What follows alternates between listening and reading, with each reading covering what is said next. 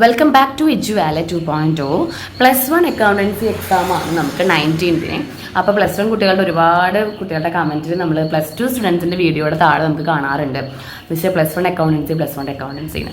അപ്പോൾ ഈ ഒരു വീഡിയോ എന്ന് പറയുന്നത് ഒന്നും അറിയാത്ത കുട്ടികൾ എന്താ പറയുക +1 ചേർന്ന ശേഷം അക്കൗണ്ടിങ് എന്താണെന്ന് അറിയില്ല, ക്വസ്റ്റ്യൻ പേപ്പറിലെ ചോദ്യങ്ങൾ പോലും അറിയാത്ത കുട്ടികൾക്ക് പോലും കണ്ടു കഴിഞ്ഞാൽ 40 മാർക്ക് ഷുവർ ആണ്. എനിക്ക് തോന്നുന്നു 40നേക്കാൾ കൂടുതൽ കിട്ടും. ഒരു 50 മാർക്കോളം എങ്ങനെയും കിട്ടാവുന്ന ഒരു വീഡിയോ ആണിത്. ഇതിൽ കുറച്ച് തിയറീസും ഒരുപാട് പ്രോബ്ലംസ് ആണ് മിസ് ചെയ്യുന്നത്. ക്വസ്റ്റ്യൻ ആൻസർ ആണ് ചെയ്യുന്നത്. സ്കിപ്പ് ചെയ്യാതെ കാണാം. ഒന്നും അറിയാത്ത കുട്ടികൾ ഇത് കാണാപ്പാടം പഠിച്ചിട്ട് പോയാൽ പോലും ഇത് തന്നെയാണ് നമുക്ക് ക്വസ്റ്റ്യൻ പേപ്പറിൽ വരാറ്. സോ എല്ലാവരും സ്കിപ്പ് ചെയ്യാതെ കാണാം. ഹെൽപ്ഫുൾ ആയെങ്കിൽ നിങ്ങൾ ഫ്രണ്ട്സിനൊക്കെ ഒന്ന് അയച്ചു കൊടുക്കാം. നമുക്ക് ഡയറക്റ്റ് ചോദ്യങ്ങളിലേക്ക് കിടക്കാം. ആദ്യമായിട്ട് ഫസ്റ്റ് ചാപ്റ്റർ എന്നുള്ള ചോദ്യമാണ്. ഒരുപാട് ക്വസ്റ്റ്യൻ പേപ്പറിൽ റിപ്പീറ്റഡ് ആയിട്ട് കാണുന്ന ക്വസ്റ്റ്യൻ ആണ്. Internal users and external users of A company, അല്ലെങ്കിൽ ഒരു അക്കൗണ്ടിങ് ചെയ്യുന്നുണ്ട്. നമുക്ക് ആർക്കൊക്കെയാണ് ഉപകാരം, ആർക്കൊക്കെയാണ് ഇന്റേണൽ യൂസേഴ്സ് ഉണ്ട്, എക്സ്റ്റേണൽ യൂസേഴ്സ് ഉണ്ട്. ഇന്റേണൽ യൂസേഴ്സ് എന്ന് വെച്ചാൽ വിത്തിൻ ദ കമ്പനി, കമ്പനിയുടെ ഉള്ളിൽ ഫേമിൻ്റെ ഉള്ളിൽ വർക്ക് ചെയ്യുന്നവരാണ്. അത് അവരാരൊക്കെയാണ്? Owners, managers, employees. അവരൊക്കെയാണ് നമ്മുടെ കമ്പനിയുടെ ഉള്ളിൽ, ഒരു ഷോപ്പിൻ്റെ ഉള്ളിലൊക്കെ ഉണ്ടാവാം. എക്സ്റ്റേണൽ യൂസേഴ്സ് എന്ന് വെച്ചാൽ ഔട്ട്സൈഡേഴ്സ് ആണ്. ആരൊക്കെയാണ് നമുക്ക് പുറത്ത് നിന്ന് വരുന്നത്? ഔട്ട്സൈഡേഴ്സ് ആണ്. ഇന്ത്യൻ വെച്ചുമ്പോൾ ഇൻസൈഡേഴ്സ് ആണ്. ഔട്ട്സൈഡേഴ്സ് എന്ന് പറയുമ്പോൾ ബാങ്ക് വരും, ഗവൺമെൻറ് വരും, creditors, investors, lenders, researchers, customers, അങ്ങനെയുള്ള ആൾക്കാരാണ് എക്സ്റ്റേണൽ. നമുക്ക് ഒന്നെങ്കിൽ തന്നിട്ട് കാറ്റഗറൈസ് ചെയ്യാൻ പറയും, അല്ലെങ്കിൽ നമ്മളോട് എഴുതാൻ പറയും. ഓക്കെ, 2 മാർക്കിൻ്റെ ക്വസ്റ്റ്യൻ ആയിട്ടാണ് വരാറ് കേട്ടോ. Then next one objectives of accounting. 2 മാർക്സിനും 4 മാർക്സിനും വരാറുണ്ട്. ഒബ്ജക്റ്റീവ്സ് എന്തിനാണ്? അക്കൗണ്ടിങ് റെക്കോർഡ്സ് മെയിൻറ്റെയിൻ ചെയ്യാനായിട്ട്, ascertainment of profit and loss കണ്ടുപിടിക്കാനായിട്ട്, ഫിനാൻഷ്യൽ പൊസിഷൻ അറിയാനായിട്ട്, information to the users. Accounting ചെയ്യുന്നത് ആരൊക്കെയാണ് നമ്മളെ ബിസിനസ്സുമായി ബന്ധപ്പെട്ടത്, അവർക്ക് ഉപകാരമുള്ള ഇൻഫോർമേഷൻസ് കൊടുക്കാനൊക്കെയാണ് അക്കൗണ്ടിങ് നമ്മൾ ഉപയോഗിക്കുന്നത്. Then qualitative features of accounting ചോദിക്കാറുണ്ട്. ഇതേപോലെ 2 മാർക്കിനൊക്കെ തന്നെയാണ് ചോദിക്കാറ്. Reliability, relevance, understandability and comparability. Compare ചെയ്യാൻ സഹായിക്കുന്നു, മനസ്സിലാക്കാൻ സഹായിക്കുന്നു, ടൈമിൽ അവൈലബിൾ ആവാൻ സഹായിക്കുന്നു, യൂസേഴ്സിന് എപ്പോൾ ചോദിച്ചാലും വിശ്വാസത്തോടെ കൊടുക്കാനായിട്ട് സാധിക്കുന്നു. ഇത് ലിസ്റ്റ് ഔട്ട് ചെയ്യാൻ പറഞ്ഞാൽ 2 മാർക്കിനാണ് വരിക. എക്സ്പ്ലനേഷൻ 4 മാർക്കിന് പോകും കേട്ടോ. ഓക്കെ, ദെൻ നെക്സ്റ്റ് ആണ് ജനറലി ആക്സെപ്റ്റഡ് അക്കൗണ്ടിങ് പ്രിൻസിപ്പിളിൻ്റെ ഷോർട്ട് ഫോം ആണ് GAAP. ഒന്നെങ്കിൽ നിങ്ങളോട് GAAP ഫുൾ ഫോം ചെയ്യാൻ പറയും, വാട്ട് യു മീൻ എന്ന് ചോദിക്കും. അപ്പോൾ നമ്മൾ അറ്റ്ലീസ്റ്റ് ഇതെങ്കിലും ഒന്ന് എക്സ്പ്ലെയിൻ ചെയ്ത് വെച്ച് കൊടുക്കാം. Okay, generally accepted accounting principle എന്ന് പറഞ്ഞു കൊടുക്കാം കേട്ടോ. ഇത് നമുക്ക് 1 മാർക്കിന് 2 മാർക്കിനൊക്കെ ചോദിക്കാറുണ്ട്. പിന്നെ സെക്കൻഡ് ചാപ്റ്റർ മുതൽ നമുക്ക് ഫുൾ തിയറിയാണ്. അതിൽ കുറേ പ്രിൻസിപ്പിൾസ് നിങ്ങൾ കാണാൻ പഠിക്കണം. അപ്പോൾ ഇവിടുന്ന് അങ്ങോട്ട് മിസ് ചെയ്തിരിക്കുന്നത് ഫുൾ എന്താ പറയുക ഇക്വേഷൻസും അതുപോലെ പ്രോബ്ലംസും ആണ്. അപ്പോൾ ഇവിടുന്ന് അങ്ങോട്ട് നിങ്ങൾ ഇനി പ്രോബ്ലംസ് ആണ് മിസ് നോക്കുക. ഇതുവരെയുള്ളത് ഫസ്റ്റ് ചാപ്റ്ററിൽ നിന്നായിരുന്നു. അതേപോലെ തന്നെ സെക്കൻഡ് ചാപ്റ്ററിൽ നിങ്ങൾ പഠിക്കേണ്ടത് കുറച്ച് അസംഷൻസും അതുപോലെ തന്നെ കുറച്ച് പ്രിൻസിപ്പിൾസ് ആണ്. തിയറി ക്വസ്റ്റ്യൻ ആണ് 2 മാർക്ക്, അതുപോലെ 4 മാർക്കിനൊക്കെ ചോദിക്കാവുന്ന കുറച്ച് തിയറി ക്വസ്റ്റ്യൻസ് ആണ് അവിടുന്ന് പഠിക്കേണ്ടത്. ദെൻ തേർഡ് ചാപ്റ്ററിലേക്ക് കടക്കുമ്പോൾ നമുക്ക് ഷുവർ ക്വസ്റ്റ്യൻ ആയിട്ട് പ്രത്യേകിക്കാവുന്ന ഒരു പ്രോബ്ലം ആണ്. അക്കൗണ്ടിങ് ഇക്വേഷൻ വെച്ചിട്ടുള്ള 2 പ്രോബ്ലം ആണ് ഇവിടെ ചെയ്യുന്നത്. 2 പ്രോബ്ലം എന്ന് പറയുമ്പോൾ നമുക്ക് അക്കൗണ്ടിങ് ഇക്വേഷൻ 4 മാർക്കിനാണ് ചോദിക്കാറ്. 4 മാർക്കിൻ്റെ മേലെ AFS കുട്ടികളോടാണ് ചോദിക്കാറ്. അപ്പോൾ എങ്ങനെയാണ് ഈ പ്രോബ്ലം ചെയ്യാൻ നോക്കാം. നമുക്ക് അസറ്റ് ഇക്വേഷൻ അറിയണം എല്ലാവരും. Assets equal to capital plus liabilities ആണ് അസറ്റ് ഇക്വേഷൻ. അപ്പോൾ ആ അസറ്റ് ഇക്വേഷനിൽ എങ്ങനെയാണ് ക്വസ്റ്റ്യൻ വന്ന് ചെയ്യാൻ നോക്കാം. അപ്പോൾ ക്വസ്റ്റ്യൻ മിസ് ചെയ്തിട്ടുണ്ട്. ക്വസ്റ്റ്യൻ എന്താണ്? 4 മാർക്കിൻ്റെ ക്വസ്റ്റ്യൻ ആണ് കേട്ടോ. ഇതിൽ പറഞ്ഞിരിക്കുന്നത് സ്റ്റാർട്ടഡ് ബിസിനസ് വിത്ത് ക്യാഷ് ₹40,000. അതായത് നമുക്ക് ബിസിനസ് തുടങ്ങി, ക്യാഷ് കൊണ്ട് ബിസിനസ് തുടങ്ങി 40,000. Then purchased on credit 6,500, paid rent 500, sold on 8,000, credit അതായത് ക്രെഡിറ്റിൽ വിറ്റു, കോസ്റ്റിംഗ് 6,500. 6,500 രൂപ വിലയുള്ളത് 8,000 രൂപയ്ക്ക് വിറ്റു. ഇവിടെ ഫസ്റ്റിലെ ബിസിനസ് സ്റ്റാർട്ട് ചെയ്യുമ്പോൾ നമുക്ക് അവിടെ 2 എഫക്റ്റ് ആണ് വരിക. ക്യാഷും ഉണ്ട്, ക്യാപിറ്റലും ഉണ്ട്. ഓക്കെ, രണ്ടാമത്തത് പർച്ചേസ്ഡ് ഓൺ ക്രെഡിറ്റ് ആണ്. അപ്പോൾ നമ്മുടെ സ്റ്റോക്കും ഉണ്ട്, അവിടെ പ്രശ്നം വരുന്നുണ്ട്. ക്രെഡിറ്റിലായ കാരണം നമുക്ക് ഡെപ്റ്റേഴ്സും ക്രെഡിറ്റേഴ്സും ഉണ്ട്. പെയ്ഡ് റെന്റ് എക്സ്പെൻസസ് ആണ്, അതുപോലെ തന്നെ നമ്മൾ ക്യാഷിൻ്റെ എഫക്റ്റ് ആണ്, അത് ക്യാപിറ്റലിൽ നിന്ന് പോവുകയും ചെയ്യും. Then sold on goods for credit, അതെന്താണ്? ഇവിടെ നമുക്ക് 3 എഫക്റ്റ് വരും. അതായത് സ്റ്റോക്ക് നമ്മുടെ കയ്യിൽ നിന്ന് പോകും, ദെൻ നമുക്ക് പകരം ഒരു ഡെപ്റ്ററിനെ കിട്ടും. മാത്രമല്ല ഇവിടെ നമുക്ക് പ്രോഫിറ്റ് ഉണ്ട്. കാരണം എങ്ങനെയാണ്? നമുക്ക് 6500 രൂപയുടെ സാധനം 8000 രൂപയ്ക്ക് വിറ്റ് 1500 രൂപ പ്രോഫിറ്റ് ഉണ്ട്. അപ്പോൾ ഓരോ എഫക്റ്റും നമ്മൾ ചെയ്താൽ അപ്പോൾ അസറ്റുകളായിട്ട് ക്യാഷ്, സ്റ്റോക്ക്, അതുപോലെ തന്നെ ഡെറ്റേഴ്സ് 3 അസറ്റ് ഉണ്ട്. ലയബിലിറ്റീസ് ആയിട്ട് ക്രെഡിറ്റേഴ്സ് ഉണ്ട്, പിന്നെ ക്യാപിറ്റൽ ഉണ്ട്. അപ്പോൾ നമ്മൾ എന്ത് ചെയ്യാം? ഇതേപോലെ ഒരു കള്ളി വരച്ച് വയ്ക്കാം. ട്രാൻസാക്ഷൻസ് ഏതാണ് ഒരെണ്ണം? Assets equal to capital plus liabilities. അസറ്റുകൾ നമ്മൾ പറഞ്ഞത് ക്യാഷും സ്റ്റോക്കും ഡെപ്റ്റേഴ്സാണ്. അത് 3 അതിൻ്റെ താഴെ തന്നെ പ്ലസ് ചെയ്ത് വെക്കുക. ക്യാപിറ്റലിന് നമുക്ക് ക്യാപിറ്റലും ഉണ്ട്, പിന്നെ ലയബിലിറ്റി നമ്മൾ പറഞ്ഞത് ക്രെഡിറ്റേഴ്സാണ്. അതും കൂടി നമ്മളോട് എഴുതി വെക്കുക. ഇനി നമ്മൾ എന്താ ആദ്യം ചെയ്യണമെന്ന് അറിയാം. ഫസ്റ്റ് ട്രാൻസാക്ഷൻ, ഒന്നാമത്തെ ട്രാൻസാക്ഷൻ ഇവിടെ എഴുതാം. നിങ്ങൾ എഴുതിക്കോളോട്ടെ, മിസ് എഴുതുന്നില്ല. അതായത് കമ്പൈൻസറി ബിസിനസ് വിത്ത് ക്യാഷ് എന്ന് പറഞ്ഞിട്ട് നമ്മളൊന്ന് എഴുതണം. കമ്പൈൻസറി ബിസിനസ് നമ്മൾ സ്റ്റാർട്ട് ചെയ്തു. അപ്പോൾ നമുക്ക് എന്താ എഫക്റ്റ് വരിക? 40,000 രൂപ നമുക്ക് ക്യാഷിലും കൂടും. സ്റ്റോക്ക് കൂടുമോ? ഇല്ല. ഡെപ്റ്റേഴ്സ് കൂടുണ്ടോ? ഇല്ല. പിന്നെ നമുക്ക് എവിടെ അതിൻ്റെ എഫക്റ്റ് വരുന്നത്? ക്യാപിറ്റലിലാണ്. ക്യാപിറ്റലിൽ നമുക്ക് 40,000 വരും. ലയബിലിറ്റീസ് ഒന്നുമില്ല, അത് അതേപോലെ അവിടെ ഇട്ടു. ഇനി രണ്ടാമത്തെ ട്രാൻസാക്ഷൻസ് നമ്മൾ ചെയ്താൽ ബി. രണ്ടാമത്തെ ട്രാൻസാക്ഷൻ എന്തായിരുന്നു? Purchased on credit. Credit purchases ആണ്. പർച്ചേസ്ഡ് ഓൺ ക്രെഡിറ്റ് എത്രയെന്നറിയോ? 6,500. ക്രെഡിറ്റിൽ സാധനങ്ങൾ വാങ്ങുമ്പോൾ ക്യാഷിന് എഫക്റ്റ് വരുന്നില്ല. സ്റ്റോക്ക് നമുക്ക് കൂടുന്നുണ്ട്. എത്ര രൂപ? നമുക്ക് 6500 രൂപയുടെ സ്റ്റോക്ക് കൂടുന്നുണ്ട്. ഡെപ്റ്റേഴ്സ് കൂടുന്നില്ല, ക്യാപിറ്റൽ കൂടുന്നില്ല. പക്ഷെ നമുക്ക് ക്രെഡിറ്റേഴ്സ് അവിടെ കൂടുന്നുണ്ട്. പർച്ചേസ് ചെയ്ത കാരണം 6500 രൂപയുടെ ക്രെഡിറ്റേഴ്സ് കൂടും. ഇനി നമ്മൾ ന്യൂ ഇക്വേഷൻ ഫസ്റ്റത്തെ കഴിഞ്ഞിട്ടുണ്ടെങ്കിൽ നമ്മൾ രണ്ടാമത്തേതിൽ തൊട്ടിട്ട് നമ്മൾ ന്യൂ ഇക്വേഷൻ കാണണം. ന്യൂ ഇക്വേഷൻ എന്ന് പറയുമ്പോൾ ഈ 14,000 അവിടെ എടുത്ത് എഴുതുന്നു, ഈ 6,500 അവിടെ എടുത്ത് എഴുതുന്നു, ഈ 0 ഇടുന്നു. ഇവിടെ അതേപോലെ 40,000 എഴുതുന്നു, 6,500 എഴുതുന്നു. കണ്ടോ? ഇനി സി മൂന്നാമത്തെ ആണ് പെയ്ഡ് റെൻറ്റ്. പെയ്ഡ് റെൻറ്റ് 500 ആണ്. പെയ്ഡ് റെൻറ്റ് ചെയ്യുമ്പോൾ നമ്മുടെ ക്യാഷ് പോയപ്പോൾ -500. സ്റ്റോക്കിന് എഫക്റ്റ് ഇല്ല, ഡെറ്റേഴ്സിന് എഫക്റ്റ് ഇല്ല. നമുക്ക് പിന്നെ എവിടെയാണ് എഫക്റ്റ് വരിക? ക്യാപിറ്റലിൽ. ഓക്കെ. ഇനി ഇവിടെ നമുക്ക് ന്യൂ ഇക്വേഷൻ വരും. കാരണം എന്താ? ഫസ്റ്റത്തെ ട്രാൻസാക്ഷൻ കഴിഞ്ഞ് പിന്നീട് അവിടെ നിന്ന് അങ്ങോട്ടുള്ള എല്ലാ സ്ഥലത്തും നമുക്ക് ന്യൂ ഇക്വേഷൻ വരും. ഇവിടെ നമ്മൾ ന്യൂ ഇക്വേഷൻ എങ്ങനെ എഴുതാമെന്ന് വെച്ചിട്ടുണ്ടെങ്കിൽ നമ്മൾ ആദ്യം എന്ത് ചെയ്യണം? ഈ എമൗണ്ടുകളെല്ലാം 40,000 നമ്മൾ തൊട്ട് മുന്നിൽ വെച്ച 40,000 നിന്ന് ഈ -500 കുറയ്ക്കുക. അപ്പോൾ 39,500 പ്ലസ് ഈ 6,500 അതേപോലെ എഴുതാം, പ്ലസ് 0. കണ്ടോ? ഇനി നെക്സ്റ്റ് എന്താണ്? ക്യാപിറ്റൽ. ക്യാപിറ്റൽ എത്രയാണ്? 40,000 നിന്ന് ഈ 500 കുറയ്ക്കുക. 39,500 പ്ലസ് ഈ 6,500 ഇറക്കിയിടാം. ഓക്കെ. ദെൻ ഡി എന്ന് പറയുന്നത് നമ്മുടെ കോസ്റ്റിംഗ് ആണ്. അതായത് സോൾഡ് ഓൺ ക്രെഡിറ്റ്. ആ ട്രാൻസാക്ഷനോട് മുഴുവൻ എഴുതിക്കോളൂ കേട്ടോ. അവിടെ 6,500 സാധനം 8,000 റുപ്പീസിനാണ് വിട്ടത്. 1,500 രൂപ ആക്സസ് ഉണ്ട്. ഇതിങ്ങനൊന്നും എഴുതരുത്. സോൾഡ് ആ ട്രാൻസാക്ഷൻ മാത്രം എഴുതിയാൽ മതി. ഇവിടെ ട്രാൻസാക്ഷനിൽ എന്താ സംഭവിക്കുന്നത്? നമുക്ക് ക്യാഷ് കിട്ടുന്നുണ്ടോ? അവിടെ ഇല്ല, ക്യാഷിനൊരു എഫക്റ്റും ഇല്ല. പക്ഷേ സ്റ്റോക്ക് ഉണ്ട് അല്ലേ? എത്ര രൂപയുടെ സ്റ്റോക്ക് നമുക്ക് അവിടെ പോകുന്നത്? 6,500 രൂപയുടെ സ്റ്റോക്ക് നമുക്ക് പോയി. പകരം നമുക്ക് 8,000 രൂപയുടെ ഡെപ്റ്റേഴ്സ് നമുക്ക് വന്നു. 8,000 രൂപ ഡെപ്റ്റേഴ്സ് നമുക്ക് വന്നു. 6,500 രൂപയുടെ സ്റ്റോക്ക് നമുക്ക് പോയി. ഇതിൻ്റെ വ്യത്യാസം 1,500 രൂപയുടെ പ്രോഫിറ്റ് നമുക്ക് അവിടെ വന്നു അല്ലേ? ഇങ്ങനെ വേണം എഴുതാനായിട്ട്. ഇതിൻ്റെ ന്യൂ ഇക്വേഷൻ ഇതുപോലെ എഴുതാം. ഈ 39,500 ഇവിടെ ഒക്കെ എഴുതാം. ഈ 6,500 നിന്ന് നമ്മൾ ഈ 6,500 മൈനസ് ചെയ്യണം. അപ്പോൾ പ്ലസ് 0 വരും. ഈ 8,000 അതേപോലെ നേരെ കാൽക്കുലേഷൻസ് നടത്താം. ഈ 39,500 നിന്ന് ഈ 1,500 ആഡ് ചെയ്യുക. ഇവിടെ സൈനിൽ ആഡ് ചെയ്യുക. അപ്പോൾ 41,000 വരും, പ്ലസ് 6,500 വരും. കഴിഞ്ഞു കേട്ടോ. ഇനി ഇത് രണ്ടും ആഡ് ചെയ്താലും നമുക്ക് സെയിം എമൗണ്ട് തന്നെയാണ് കിട്ടേണ്ടത്. ഓക്കെ, സെയിം എമൗണ്ട് തന്നെയാണ് കിട്ടുക കേട്ടോ. ഇവിടെ നമുക്കിത് ആഡ് ചെയ്യുമ്പോൾ 47,500 വരും. ഇവിടെയും നമുക്ക് 47,500 ടോട്ടൽ വരിക. ഇതേപോലെ ട്രാൻസാക്ഷൻ ചെയ്യണം. ട്രാൻസാക്ഷൻ ചെയ്യുമ്പോൾ നമ്മൾ ഇതേപോലെ ആദ്യം ഇക്വേഷൻസ് നോക്കിയിട്ട് ഏതൊക്കെ അസറ്റാണ് വരിക എന്ന് പറഞ്ഞിട്ട് ഇതേപോലെ എഴുതി വെച്ചാൽ പിന്നീട് നമുക്ക് ആ കൺഫ്യൂഷൻ ഉണ്ടാവില്ല. ഓക്കെ എന്ന് വിചാരിക്കുന്നു. നെക്സ്റ്റ് ക്വസ്റ്റിലേക്ക് കിടക്കുകയാണ്. Write the accounting equation and missing figure. Accounting equation എന്താണ് നമ്മൾ ആദ്യം എഴുതണം. എന്താ നമ്മുടെ അക്കൗണ്ടിങ് ഇക്വേഷന്? Assets equal to capital plus liability. ഇതാണ് നമ്മുടെ അക്കൗണ്ടിങ് ഇക്വേഷൻ. ഇനി അസറ്റ് 1 lakh ഉണ്ട്, 60,000 ഉണ്ട് നമ്മുടെ ലയബിലിറ്റി. അപ്പോൾ ക്യാപിറ്റൽ എത്രയായിരിക്കും? 40,000. ഇതെങ്ങനെ കിട്ടിയേ? ഇതിൽ നിന്ന് നമ്മൾ ഇത് കുറച്ചു. ദെൻ അസറ്റ് തന്നിട്ടില്ല. 19,000 20,000 ആണ് ക്യാപിറ്റൽ. അപ്പോൾ ഇത് രണ്ടും കൂടി ആഡ് ചെയ്താൽ പോരെ? അപ്പോൾ 110,000. ഇനി അസറ്റ് തന്നിട്ടുണ്ട്, ക്യാപിറ്റൽ തന്നിട്ടുണ്ട്, നമുക്ക് ലയബിലിറ്റി തന്നിട്ടില്ല. അപ്പോൾ എന്താ ചെയ്യേണ്ടത്? ഇതിൽ നിന്ന് നമുക്ക് മൈനസ് ചെയ്താൽ പോരെ? 60,000.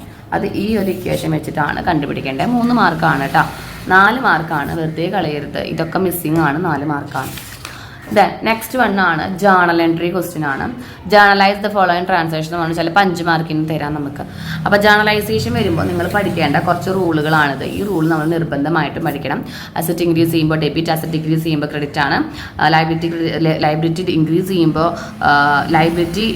ചെയ്യുമ്പോഴാണ് ക്രെഡിറ്റ്, ഡിക്രീസ് ചെയ്യുമ്പോൾ ഡെബിറ്റ് ആണ്. എക്സ്പെൻസസ് ഇൻക്രീസ് ചെയ്യുമ്പോൾ ഡെബിറ്റ്, എക്സ്പെൻസസ് കുറയുമ്പോൾ ക്രെഡിറ്റ്, ഇൻട്രസ്റ്റ് കൂടുമ്പോൾ ക്രെഡിറ്റ്, ഇൻട്രസ്റ്റ് കുറയുമ്പോൾ ഡെബിറ്റ്, അതായത് നമ്മുടെ ഇൻകം. ഓക്കെ, ഇനി ജേണലൈസേഷൻ നിങ്ങൾക്ക് എല്ലാവർക്കും ഓക്കെ എന്ന് വിചാരിക്കുന്നു. ഇനി കുറച്ച് സ്പെഷ്യൽ ജേണലൈസേഷൻ ഞാൻ പറഞ്ഞുതരാം. നമുക്ക് എക്സാമിന് ചോദിക്കാറുള്ള കുറച്ച് ഇമ്പോർട്ടൻ്റ് ആയ ജേണൽ ക്വസ്റ്റ്യൻസ് ആണ് ഇവർ. നമുക്ക് കൺഫ്യൂഷൻ വരാവുന്ന ജേണലൈസേഷൻ ആണ്. ഒന്നാമത്തെ എന്താണ്? Insurance paid by cheque. Insurance paid ചെയ്യുമ്പോൾ നമ്മൾ എന്താ വരിക? ഇൻഷുറൻസ് പെയ്ഡ് ബൈ ചെക്ക് എന്ന് പറയുമ്പോൾ ഇൻഷുറൻസ് എന്ന് പറയുന്നത് ഒരു എക്സ്പെൻസസ് ആണ് ഇവിടെ. So insurance account act. Miss ഇവിടെ ജേണലൊന്നും വരയ്ക്കുന്നില്ല, നിങ്ങൾ എന്ത് ചെയ്യുക? ജേണലൊക്കെ വരച്ചിട്ട് വേണം ചെയ്യാനായിട്ടാ. Insurance account act. ഇവിടെ എമൗണ്ട് വരുമ്പോൾ 100 ആണ്. നമുക്ക് 100 ടു ചെക്ക് അല്ലേ, അപ്പോൾ ബാങ്കിൽ നിന്ന് ക്യാഷ് പോയി കേട്ടോ. രണ്ടാമതാണ് ഗുഡ്സ് ₹1000 ഗിവൺ ടു ചാരിറ്റി. ചാരിറ്റിക്ക് നമ്മൾ ഗുഡ്സ് കൊടുത്തു. അപ്പോൾ നമ്മുടെ എൻട്രി എന്താ വരിക എന്നറിയോ? ഇതൊക്കെ ഒരുപാട് പേരെ കൺഫ്യൂസ് ചെയ്യിപ്പിക്കുന്നതാണ്. ഗുഡ്സ് ആണ് പോയത്. ചാരിറ്റി എന്ന് പറഞ്ഞാൽ നമുക്ക് സംബന്ധിച്ചൊരു എക്സ്പെൻസസ് ആണ്. അപ്പോൾ ചാരിറ്റി അക്കൗണ്ട് ആക്ട് 1000. ഗുഡ്സ് അല്ലേ പോയത്, ക്യാഷ് അല്ലല്ലോ. അപ്പോൾ ടു പർച്ചേസ്. അല്ലാതെ ഗുഡ്സ് എന്ന് പറഞ്ഞ ഒരു അക്കൗണ്ട് നമുക്കില്ല കേട്ടോ. ഗുഡ്സ് എന്ന് പറഞ്ഞൊരു അക്കൗണ്ട് നമുക്കില്ല. സോ നമുക്കതവിടെ ഗുഡ്സ് അക്കൗണ്ട് വരില്ല. നരേഷൻ എഴുതണം, ഡേറ്റ് എഴുതണം, നിങ്ങൾ ഫോർമാറ്റ് വരയ്ക്കണം കേട്ടോ. മൂന്നാമത്തതാണ് withdraw for office use. Office യൂസിന് വിഡ്രോ ചെയ്യുമ്പോൾ നമ്മൾ എൻട്രി എന്താ വരിക? Bank account act, cash account ആണ്, sorry, cash account act to bank. നമുക്ക് ക്യാഷ് കിട്ടി. ഇതാണ് നമ്മുടെ withdraw for office use. Then next ആണ് നാലാമത്തതാണ് goods withdrawn for personal use, cash withdrawn for personal use, cheque withdrawn for personal use. Goods personal യൂസിന് withdraw ചെയ്യുമ്പോൾ എന്താണ്? Drawings ആണ് വരിക. ഡ്രോയിങ്സ് അക്കൗണ്ട് ടു ഗുഡ്സ് അല്ലേ വിഡ്രോ ചെയ്യുന്നത്, ടു പർച്ചേസസ് ആണ്. അപ്പോൾ നിങ്ങൾ ശ്രദ്ധിക്കേണ്ട കാര്യം എന്താണെന്ന് വെച്ചാൽ പർച്ചേസസ് ആണ് നമുക്ക് ഗുഡ്സിൻ്റെ കാര്യത്തിൽ വരിക, അല്ലാതെ ഗുഡ്സ് അക്കൗണ്ട് അല്ല. കുറേ പേര് ഗുഡ്സ് അക്കൗണ്ട് ആണ് ചെയ്യാറ്. ഗുഡ്സ് അക്കൗണ്ട് അല്ല, പർച്ചേസസ് അക്കൗണ്ട് ആണ്. അതേപോലെ purchased on cash purchase withdraw ചെയ്യുമ്പോൾ എങ്ങനെയാണ് നമ്മൾ എൻട്രി വരിക? ഡ്രോയിങ്സ് അക്കൗണ്ട് ടു ക്യാഷ് ആണ് വരിക. ഇനി ബാങ്കിൽ നിന്ന് വിഡ്രോ ചെയ്യുകയാണെങ്കിൽ നമ്മൾ എൻട്രി എന്താ വരിക? ഡ്രോയിങ്സ് അക്കൗണ്ട് ടു ബാങ്ക് ആണ് വരിക. ഓക്കെ, ഇതിൽ ജേണൽ എൻട്രി മാത്രമേ നമ്മൾ എഴുതുന്നുള്ളൂ. നിങ്ങളിത് ഇതേപോലെ എഴുതരുത്. നരേഷൻ കൊടുക്കണം, LF കൊടുക്കണം, 2 എമൗണ്ട് കോളം കൊടുക്കണം, ഡേറ്റ് കൊടുക്കണം കേട്ടോ. എന്നിട്ട് വേണം ചെയ്യാനായിട്ട്. ദെൻ ഡബിൾ കോളം ക്യാഷ് ബുക്കിൻ്റെ പ്രിപ്പറേഷൻ മിസ് ഇതിൽ ചെയ്യുന്നില്ല. ഇതിൽ ഞാൻ 40 മാർക്കിൻ്റെ ഇൻക്ലൂഡാണ് ചെയ്തിരിക്കുന്നത്. essay ക്വസ്റ്റ്യൻ ആയ ഫിനാൻഷ്യൽ സ്റ്റേറ്റ്മെൻറ്റും അതുപോലെ ഡബിൾ കോളം ക്യാഷ് ബുക്ക് നമ്മൾ സെപ്പറേറ്റ് വീഡിയോ ചെയ്തിട്ടുണ്ടായിരുന്നു, അത് കാണാം കേട്ടോ. ഡബിൾ കോളം ക്യാഷ് ബുക്ക് തയ്യാറാക്കുമ്പോൾ ശ്രദ്ധിക്കേണ്ടത് കോൺട്രാ എൻട്രി വരും. റിസീപ്റ്റ് സൈഡിൽ എഴുതാം, പേയ്മെൻറ്റ് സൈഡിൽ എഴുതാം. ദെൻ പർച്ചേസസ് ഡേ ബുക്കിൻ്റെ പ്രിപ്പറേഷനാണ് നെക്സ്റ്റ് നമ്മൾ ചെയ്യാൻ പോകുന്നത്. ഇത് നമ്മൾ 2 ക്വസ്റ്റിനുള്ളൂ, 5 മാർക്കിന് ചോദിക്കാറുണ്ട്. പർച്ചേസസ് ഡേ ബുക്ക് എന്ന് പറയുമ്പോൾ only we have to record credit purchases മാത്രമേ നമ്മൾ എഴുതാൻ പാടുള്ളൂ. നമുക്ക് തെറ്റിക്കാൻ വേണ്ടി ക്വസ്റ്റ്യനിൽ ക്യാഷ് ട്രാൻസാക്ഷൻസ് വരും, നിങ്ങൾ എഴുതാൻ പാടില്ല. അതുപോലെ അസറ്റ് വാങ്ങി എന്ന് പറഞ്ഞിട്ട് വരും, അതും നിങ്ങൾ എഴുതാൻ പാടില്ല. So credit purchases of goods ക്രെഡിറ്റിൽ പർച്ചേസ് ചെയ്യുന്ന സാധനങ്ങൾ മാത്രമേ നമ്മൾ പർച്ചേസസ് ഡേ ബുക്കിൽ എഴുതാൻ പാടുള്ളൂ കേട്ടോ. ഇതിന് നമുക്ക് ഫോർമാറ്റ് വരച്ച് ചെയ്യാം. പർച്ചേസസ് ഡേ ബുക്കിൻ്റെ ഫോർമാറ്റ് എന്ന് വെച്ചാൽ നമ്മൾ ആദ്യം ഒരു ഡേറ്റ് കോളം കൊടുക്കണം, ദെൻ പർട്ടിക്കുലേഴ്സ് കൊടുക്കണം, ഒരു ഇൻവോയ്സ്, ഒരു LF, ഒരു റുപ്പീസ്. ഇനി ഇൻവോയ്സ് ഇവിടെ ആദ്യം കൊടുക്കുന്ന സ്റ്റുഡൻസ് ഉണ്ട്. ചില ടെക്സ്റ്റ് ബുക്കിൽ അങ്ങനെയാണെങ്കിൽ അങ്ങനെ കൊടുക്കാൻ കുഴപ്പമൊന്നുമില്ല. പക്ഷേ ഇൻവോയ്സിന് ഒരു കല്ല് വേണം. ഈ പർട്ടിക്കുലേഴ്സിൽ നമ്മൾ എഴുതേണ്ടത് നെയിം ഓഫ് സപ്ലയർ ആണ് കേട്ടോ. നെയിം ഓഫ് സപ്ലയർ, ആരാണോ നമ്മൾ വാങ്ങുന്നത് അയാളുടെ. ഇവിടെ ഇൻവോയ്സ് നമ്പർ, ഇവിടെ LF, ഇവിടെ റുപ്പീസ്.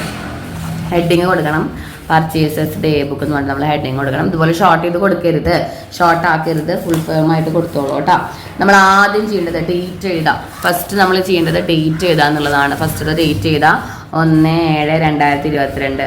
ഇനി നമ്മുടെ നെയിം ഓഫ് സപ്ലയർ, നെയിം ആരാണ്? സൂര്യ ട്രേഡേഴ്സിൽ നിന്നാണ് വാങ്ങിയിരിക്കുന്നത്.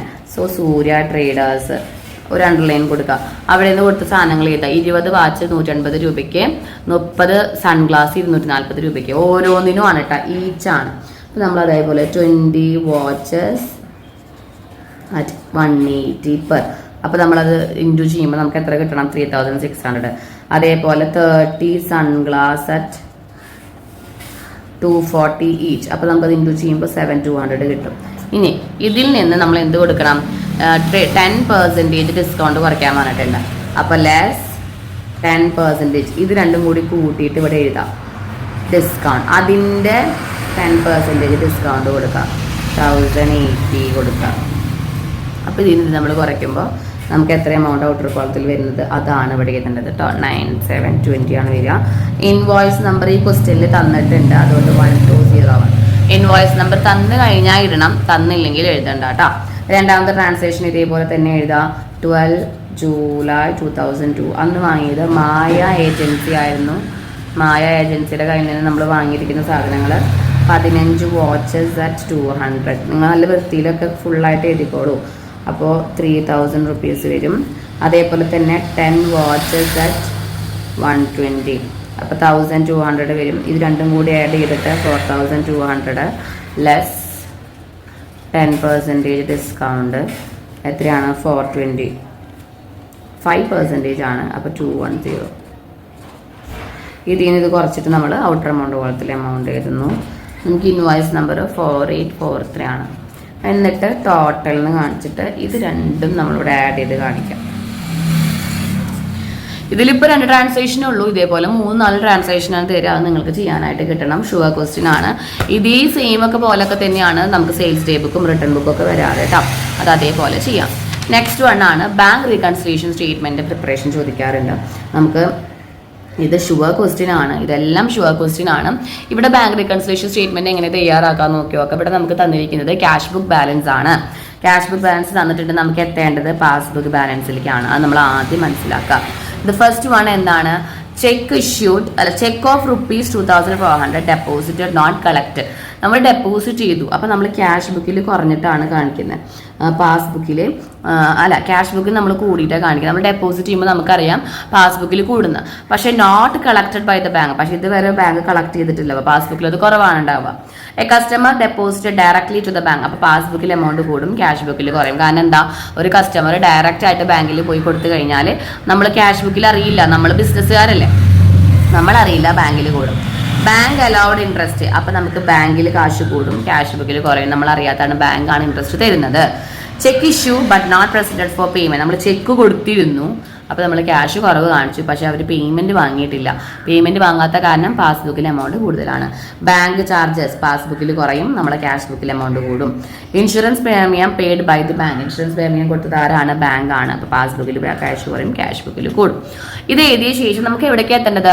പാസ്ബുക്കിലേക്കാണ് എത്തേണ്ടത് അല്ലേ. അപ്പോൾ പാസ്ബുക്കിലേക്ക് എത്തേണ്ട കാരണം കൊണ്ട് തന്നെ നമ്മൾ ഓരോന്നും ചിലത് ആഡ് ചെയ്യാണ്ടാവും, ചിലത് ലെസ് ചെയ്യാണ്ടാവും. അത് ഏതൊക്കെയാണെന്ന് നോക്കാം. ഫസ്റ്റത്തെ എന്താണ്? പാസ്ബുക്കിലേക്കാണ് എത്തേണ്ടത്. പാസ്ബുക്ക് കുറവാണ്, അപ്പോൾ നമ്മൾ ഇത് ലെസ് ചെയ്യാം. രണ്ടാമത്തത് ആഡ് ചെയ്യാം. മൂന്നാമത്തത് പാസ്ബുക്ക് ഒക്കെ ആഡ് ആയിട്ടല്ലേ കിടക്കണേ, കൂടുതലാണ് കിടക്കണം, അപ്പോൾ അത് ആഡ് ചെയ്യാം. അതേപോലെ cheque issued not presented for payment, ഇതും നമ്മൾ ആഡ് ചെയ്യാം. ദെൻ ബാങ്ക് ചാർജസ് ലെസ് ചെയ്യാം. ഇൻഷുറൻസ് പ്രീമിയം അതും ലെസ് ചെയ്യാം. മനസ്സിലായോ? പാസ്ബുക്കിലേക്കാണ് എത്തേണ്ടത്, നമ്മുടെ കയ്യിലുള്ളത് ക്യാഷ് ബുക്ക് ആണ്, അപ്പോൾ അതിനൊപ്പാക്കാണ് വേണ്ടത്. ഇത് നമുക്ക് എങ്ങനെ ചെയ്യാം? നമുക്കൊരു ഫോർമാറ്റ് പോലെ ചെയ്യാം. എങ്ങനെ ചെയ്താലും നിങ്ങൾക്ക് എക്സാമിന് കുഴപ്പമൊന്നുമില്ല. ചില സ്റ്റുഡൻസിന് സ്കൂളുകളിൽ അക്കൗണ്ട് പോലെയാണ് ചെയ്യുന്നത്, 2 എമൗണ്ടുകളോളം വരച്ചിട്ട്. നമുക്കിതൊരു സ്റ്റേറ്റ്മെന്റ് പോലെ നമുക്ക് ചെയ്യാം. തന്നിരിക്കുന്ന ബാലൻസ് നമുക്ക് ആദ്യം എഴുതാം. ഓക്കെ, തന്നിരിക്കുന്ന ബാലൻസ് ഏതാണ്? ക്യാഷ് ബുക്ക് ബാലൻസ് ആണ്. അപ്പോൾ നമ്മൾ ആദ്യം ബാങ്ക് റീകൺസിലിയേഷൻ സ്റ്റേറ്റ്മെന്റ് എന്ന ഹെഡിങ് കൊടുക്കാം. നമ്മൾ ആദ്യം balance as per cash book എഴുതാം. Balance as per cash book, ഇത് ഔട്ടർ എമൗണ്ട് കോളത്തിലാണ് നമ്മൾ ഈ എമൗണ്ട് എഴുതേണ്ടത്, 49,000. ഇനി കുറച്ച് സാധനങ്ങൾ നമുക്ക് ആഡ് ചെയ്യാനുണ്ടായിരുന്നു, അതിവിടെ എഴുതാം. ലെസ് ചെയ്യാനുള്ളത് നമ്മൾ തൊട്ട് താഴെ എഴുതാം. നമുക്ക് ആഡ് ചെയ്യാനുള്ള ഐറ്റംസ് ഏതൊക്കെയായിരുന്നു? Cheque issued but not presented for payment, നമുക്ക് ആഡ് ചെയ്യാനുള്ള ഐറ്റംസ് ആണ് ഇതൊക്കെ. ഏതാണ് ആഡ് ചെയ്യാറ്? ഫസ്റ്റത്തെ നമുക്ക് എന്ത് ചെയ്യുക? ലെസ് ചെയ്യേണ്ടതാണ്. ചെക്ക് ഓഫ് ഡെപ്പോസിറ്റഡിൻ്റെ, അപ്പോൾ നമ്മൾ അത് ആദ്യം ഇവിടെ എഴുതി, ചെക്ക് ഡെപ്പോസിറ്റഡ്. അത് അതേപോലെ കംപ്ലീറ്റ് എഴുതിക്കോളൂ കേട്ടോ. അപ്പോൾ നമുക്ക് എത്ര രൂപയുടെ ആയിരുന്നു? 24,000 രൂപയുടെ, അത് നമ്മളിവിടെ എഴുതി. രണ്ടാമത്തെ ട്രാൻസാക്ഷൻ നമുക്ക് ആഡ് ചെയ്യാനുള്ളതാണ്. കസ്റ്റമർ ഡെപ്പോസിറ്റ് ചെയ്തു ഡയറക്റ്റ് ആയിട്ട് ബാങ്കിൽ, അപ്പോൾ നമ്മളത് ഇവിടെ എഴുതാം, ഡയറക്റ്റ് പേയ്മെൻറ്റ് 8,000. ഇനി മൂന്നാമത്തെ എന്താ? ബാങ്ക് അലൗഡ് ഇൻട്രസ്റ്റ്, അത് ആഡ് ചെയ്യാനുള്ളതാണ്. അപ്പോൾ രണ്ടാമത്തെ തന്നെ ഇൻട്രസ്റ്റ് അലൗഡ്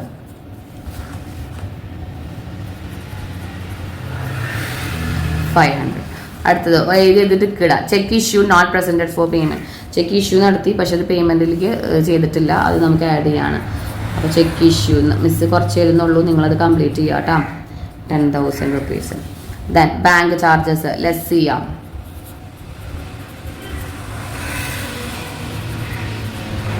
$100.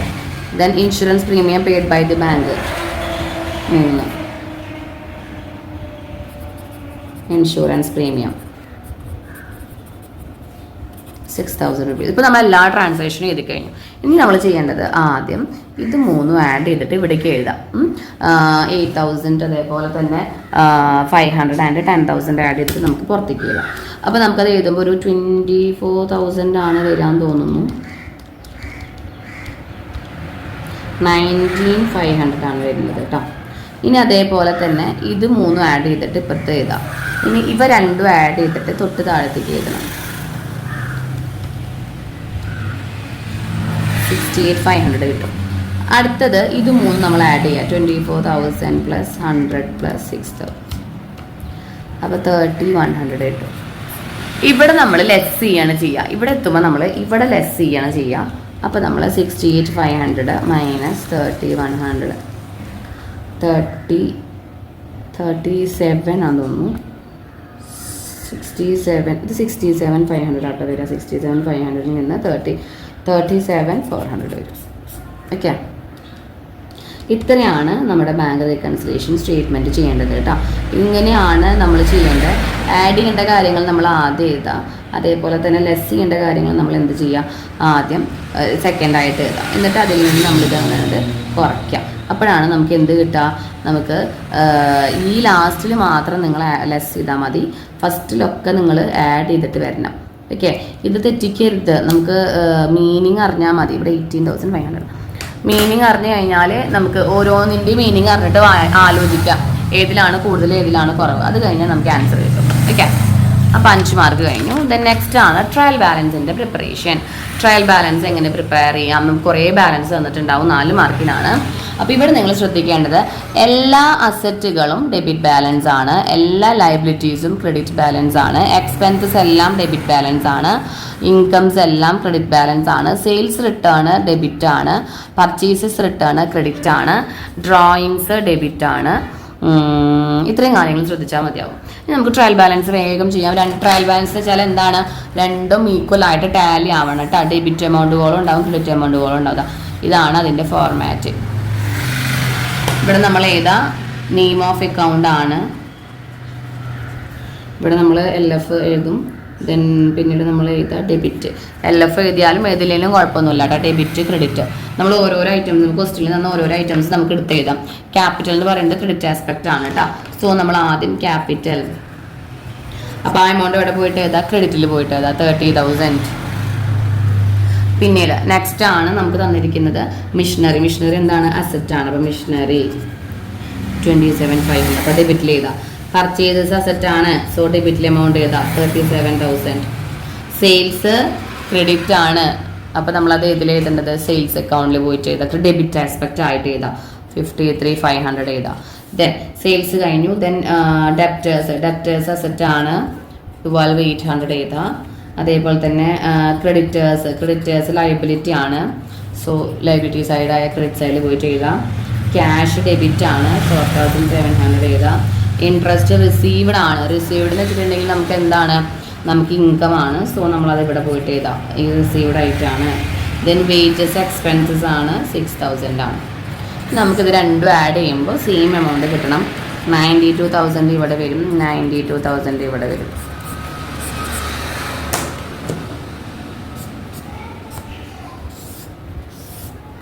ഓക്കെ, ഇങ്ങനെയാണ് വരിക. ഹെഡിങ് കൊടുക്കണം കേട്ടോ. ട്രയൽ ബാലൻസ് എന്ന് പറഞ്ഞാൽ ഹെഡിങ് കൊടുക്കണം. 5 മാർക്ക് 4 മാർക്ക് കളയരുത്. ദെൻ നെക്സ്റ്റ് ക്വസ്റ്റ്യൻ ആണ് കോസ്റ്റ് ഓഫ് ഗുഡ്സ് സോൾഡ് കണ്ടുപിടിക്കാനുള്ള ഇക്വേഷൻ ആണ്. കോസ്റ്റ് ഓഫ് ഗുഡ്സ് സോൾഡ് എങ്ങനെ കണ്ടുപിടിക്കുക, സാധനങ്ങളൊക്കെ തന്നിട്ടുണ്ട്. Opening stock, purchases return. അപ്പോൾ നെറ്റ് പർച്ചേസസ് കണ്ടുപിടിക്കണം. ഡയറക്റ്റ് എക്സ്പെൻസസ് സെയിൽസ് റിട്ടേണും. അപ്പോൾ നെറ്റ് സെയിൽസ് കണ്ടുപിടിക്കണം. ദെൻ ക്ലോസിംഗ് സ്റ്റോക്ക്, ഗ്രോസ് പ്രോഫിറ്റും കണ്ടുപിടിക്കണം, കോസ്റ്റ് ഓഫ് ഗുഡ്സ് സോൾഡും കണ്ടുപിടിക്കണം. നമുക്ക് ഇക്വേഷനിലേക്ക് എഴുതി പോവാം. എങ്ങനെയാണിത്, ഇക്വേഷൻ പഠിച്ചാൽ മാത്രം മതി കേട്ടോ. എങ്ങനെയാണ് കോസ്റ്റ് ഓഫ് ഗുഡ്സ് സോൾഡ് കണ്ടുപിടിക്കുക, cost of goods sold equal to എന്താണ് നമ്മുടെ cost of goods sold equation, opening stock plus purchases. അപ്പോൾ ഈ ഇക്വേഷൻ അറിയാത്ത കുട്ടികൾ വേഗം ഇക്വേഷൻ പഠിക്കാം. Opening stock plus net purchases മാത്രമാണെങ്കിൽ അത് മാത്രം എഴുതിയാൽ മതി. Net purchases plus direct expenses minus closing stock. ഇതാണ് നമ്മുടെ ഇക്വേഷൻ വരിക കേട്ടോ, മൈനസ് ക്ലോസിംഗ് സ്റ്റോക്ക്. നമുക്ക് എമൗണ്ട് ഒക്കെ തന്നിട്ടുണ്ട്, അത് അതേപോലെ കണ്ടുപിടിക്കാം. നെറ്റ് പർച്ചേസസ് എങ്ങനെ നമുക്ക് കണ്ടുപിടിക്കാം? നെറ്റ് പർച്ചേസസ് എന്ന് പറയുന്നത് പർച്ചേസസ് മൈനസ് പർച്ചേസസ് റിട്ടേൺ ആണ്.